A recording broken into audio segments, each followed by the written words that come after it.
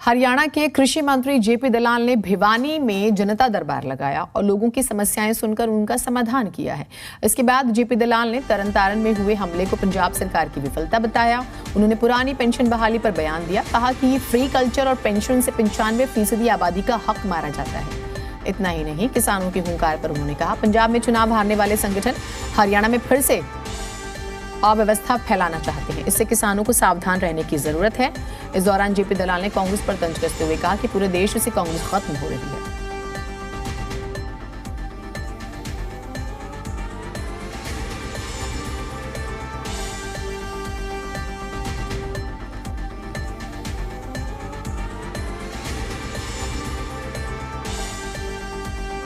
तो जेपी दलाल का बयान हो सकता है कि इस पर विवाद हो, जिसमें वो फ्री और रेबड़ी कल्चर जैसी बातों का जिक्र कर रहे हैं और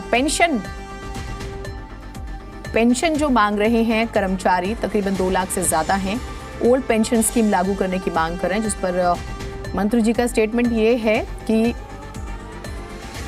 95% आबादी का हक मारा जाता है। अब कई राज्यों में आपने देखा है कि सरकारें, हिमाचल का नतीजा हमारे सामने है, राजस्थान है, झारखंड का भी जिक्र होता है, गुजरात में भी ये मुद्दा रहा। तो हरियाणा में अब सरकार क्या कहेगी, इस स्टेटमेंट के बाद प्रतिक्रियाएं क्या आएंगी, ये बहुत महत्वपूर्ण है, क्योंकि इस स्टेटमेंट के बाद ये बात तो तय है कि रिएक्शंस आएंगे जिसमें नाराजगी जरूर रहने वाली है। जो स्टेटमेंट आया है उस हिसाब से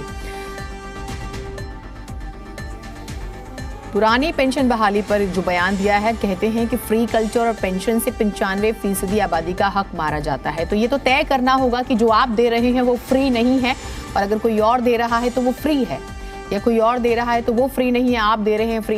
ये दरअसल इस पर बहस की सख्त जरूरत है। लेकिन पेंशन को लेकर जो स्टेटमेंट आया है उस पर भी सवाल है कि 95% आबादी का हक मारा जाता है। इस पर कर्मचारी क्या प्रतिक्रिया देते हैं। किसानों के हुंकार पर भी उन्होंने कहा है कि पंजाब में चुनाव हारने वाले संगठन हरियाणा में फिर से अव्यवस्था फैलाना चाहते हैं। इस पर किसानों की प्रतिक्रियाओं का भी थोड़ा इंतजार करना होगा। वो कहते हैं कि सावधान रहने की जरूरत है। कांग्रेस का विकल्प नहीं कहते, कांग्रेस तो वैसे ही खत्म होनी है, तो कोई ना कोई पार्टी तो आएगी वहाँ पर। और आज पूरे देश में छोटी छोटी पार्टियां हैं। बंगाल में अलग है, तमिलनाडु में अलग है, दूसरे प्रदेश केरला में अलग है, उड़ीसा में अलग है। 1-2 प्रांतों में ये इसी तरह से आम आदमी पार्टी भी हो गई है। उसको आप चाहे राष्ट्रीय पार्टी कह दें, सिख पार्टी कह दें, लेकिन अभी आम आदमी पार्टी को वक्त लगेगा देश में फैलने में।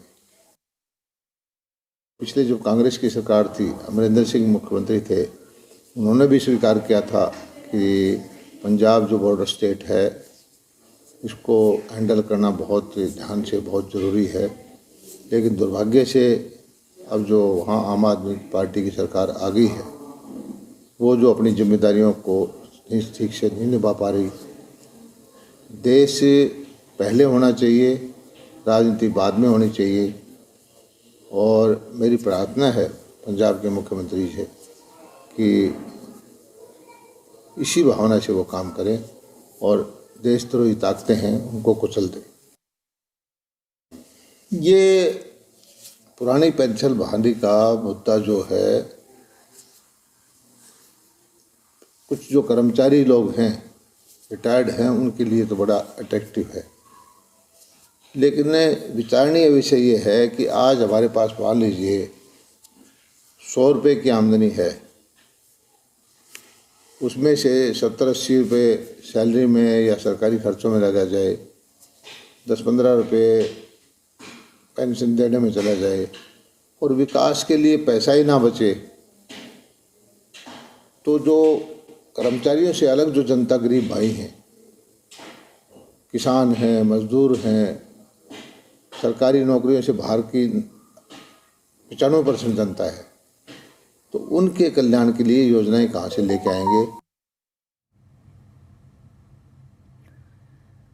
श्रद्धा हत्याकांड का आरोपी आफताब दिल्ली की तिहाड़ जेल में बंद है। आफताब के खिलाफ दिल्ली पुलिस चार्जशीट तैयार करने में भी जुट गई है और अब इंतजार किया जा रहा है उस रिपोर्ट का जिससे आफताब के खिलाफ आरोपों को पुख्ता किया जा सके। पुलिस को CFSL रिपोर्ट का इंतजार है। इसी रिपोर्ट में आफताब के गुनाहों का एक एक सबूत छिपा हुआ है।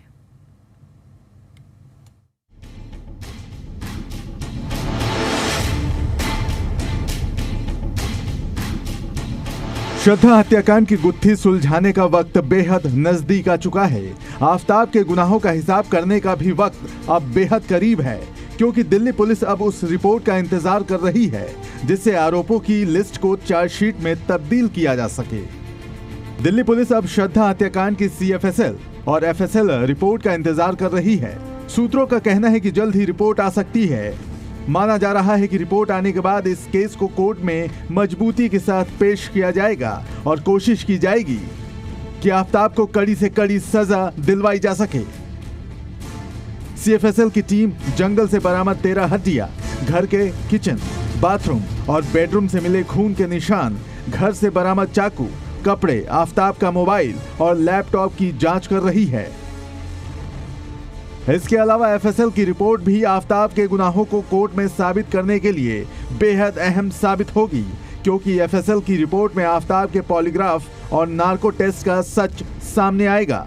सूत्रों के मुताबिक ये रिपोर्ट भी जल्द आ सकती है, यानी कि अगले कुछ दिन श्रद्धा हत्याकांड के